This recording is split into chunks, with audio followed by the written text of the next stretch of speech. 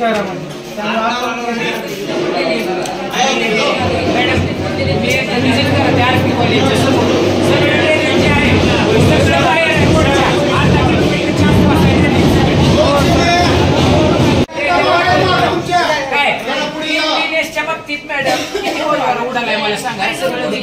Budget असताना जर समजा प्रशासक असताना तुम्हाला जर कारवाई करायला काय अडचण येते, थोडं पाठीमागे या।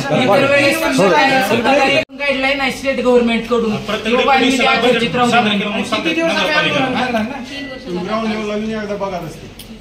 बरेच वेळेस ऍक्सिडेंट झाले, हे झाले तुमची जबाबदारी आहे मॅडम की तुम्ही प्रामुख्याने हे प्रश्न सोडवायला। मॅडम तुम्ही नुसतं होयच म्हणतो,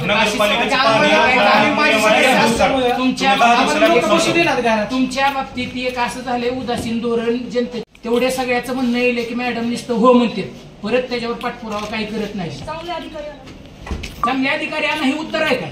जबाबदारीपासून तुम्ही भागू शकत नाही ना? नाही नाही नाही, अशी आहे मानसिकता मॅडम। त्या सीटवर आणि तुम्हाला सीटवर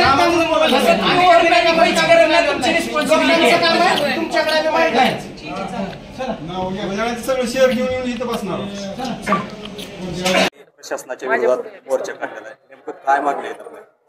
गेले 3 वर्ष झालं अंडरग्राउंड ड्रेनेजच्या कामाच्या नंतर जे प्रशासनानं इथलं नियोजन करायला पाहिजे होतं की ज्या शहरामध्ये अंडरग्राउंड ड्रेनेजचं काम झालेलं आहे त्याच्यानंतर लगेचच इथलं रस्ते होणे गरजेचं होतं, पण हे महायुतीचं सरकार आल्यापासून हे रस्त्यांचं काम मला वाटतं यांनी स्थगिती दिलेली आहे आणि त्याचे मला वाटतं कागदपत्र सुद्धा याच्या अगोदर आमदार व खासदार साहेबांनी इथे आपल्यासमोर मांडलेले आहेत आणि याचा एक विरोध म्हणून आम्ही आज बेशरम महाराष्ट्र सरकार व बेजबाबदार नगरपालिका यांचं लग्न लावून हा निषेध नोंदवलेला आहे।